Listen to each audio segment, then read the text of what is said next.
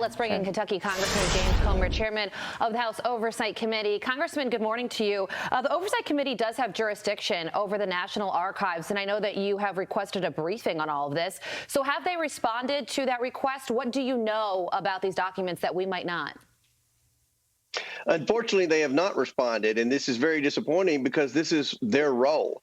Anytime there's something like this happens, the National Archives is supposed to brief both the chairman and ranking member of the House Oversight Committee. When Mar-a-Lago was raided, we reached out to National Archives requesting a briefing to know exactly what type of documents Trump supposedly had in his possession and why they triggered a raid on Mar-a-Lago. All they did was refer us to the Justice Department. Here we have Biden doing the same thing with multiple locations. We still have not heard anything from National Archives. It's very disappointing. Focused on one of those locations, specifically Joe Biden's Wilmington residence, you are calling on the White House to release visitor logs. And you wrote this to White House Chief of Staff Ron Klain, quote, "Without a list of individuals who have visited his residence, the American people will never know who had access to these highly sensitive documents. The House Oversight Committee demands transparency into whether any individuals with foreign connections to the Biden family gained access to President Biden's residence and the classified documents that he has mishandled for years." Who do you worry, Congressman Comer, is on that visitor's log? Well, it could be anyone, considering all the money the Biden family has received from our adversaries around the world. Your guess is as good as mine. But we know that Hunter Biden lived there for several years. We know that Hunter Biden has a history of having problems with landlords with respect to who he lets in on the premises of different properties that he was leasing. So, we've got a lot of concerns here. Now, you go back to the way the FBI and DOJ handled the Mar-a-Lago raid. They took security camera footage. They took all the videos, so they know exactly who was in and out of Mar-a-Lago. We have no idea who was in and out of President Biden's home. They didn't take security cameras. They never released visitor logs. They didn't raid the residence. In fact, after the general counsel was appointed, we still find out that President Biden's personal attorneys are still rummaging around what essentially would be a crime scene, trying to find information to turn over. So, this whole process has been handled poorly. It shows there's a two-tier system of justice in America, and we want to know exactly who all had access to those classified documents at the Biden home. Yeah, and there are also questions now about whether President Biden's lawyers have security clearance and if they should be the ones looking for these documents. What do you think about that?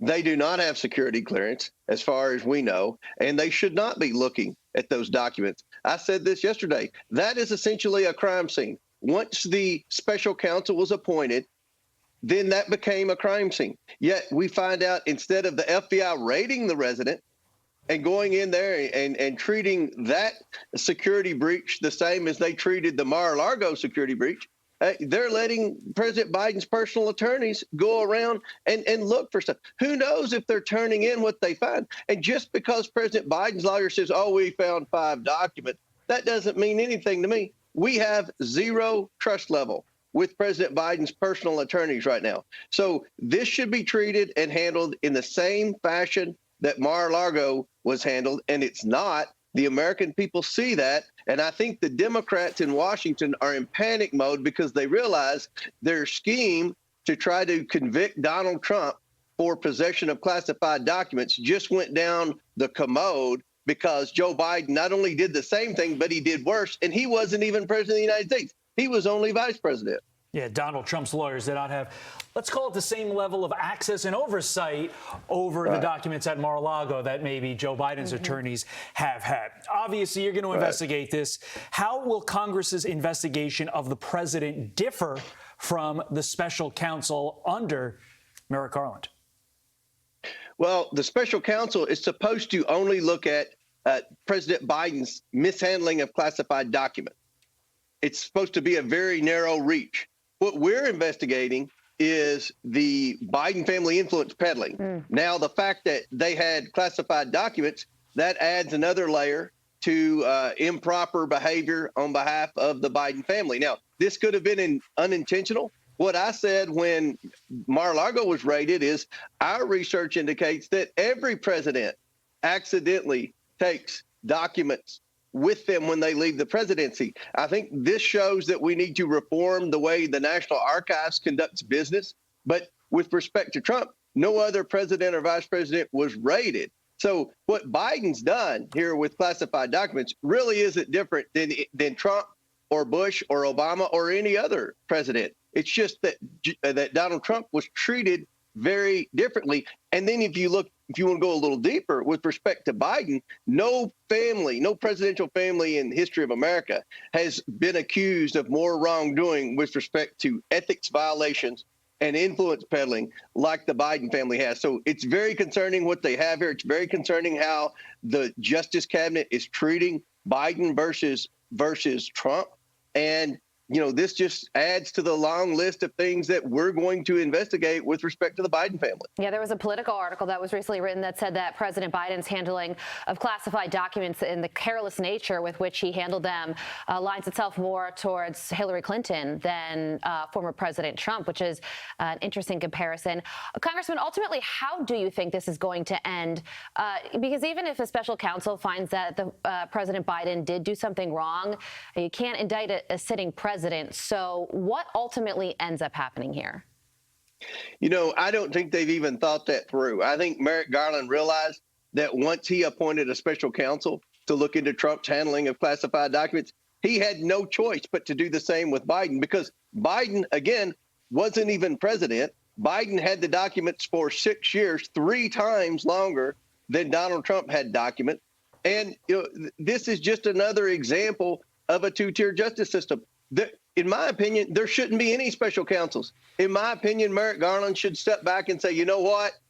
We probably overreacted with Trump. We're just going to ban both special counsels and work with the House Oversight Committee to reform the way National Archives does business in the future. That would be the best option. And let us continue our investigation into Biden family influence peddling. The Democrats investigated the Trump family for numerous violations over the past 6 years.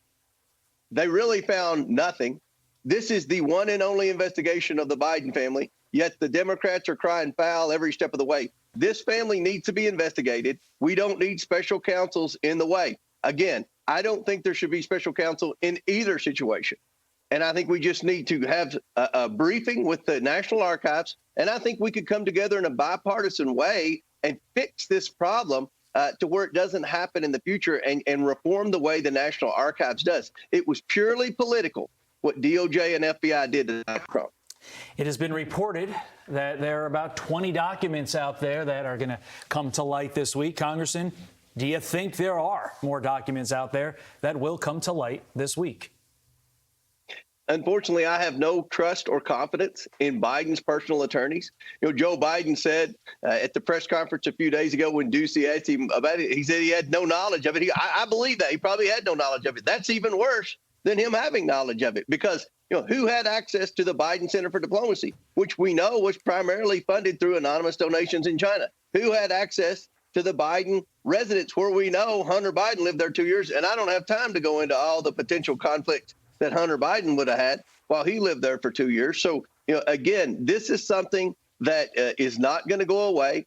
I think there's a way that this could be handled and save a lot of tax dollars, save a lot of drama, a lot of unnecessary legal bills, if the National Archives would sit down with congressional leaders and try to work this out. But right now, because the FBI didn't raid the Biden residence, we don't have any confidence in anything that Biden's personal attorneys are saying right now. Congressman Comer, thank you so much for joining us this morning. We appreciate it. I'm Steve Ducey. I'm Brian Kilmeade. And I'm Ainsley Earhart. And click here to subscribe to the Fox News YouTube page to catch our hottest interviews and most compelling analysis.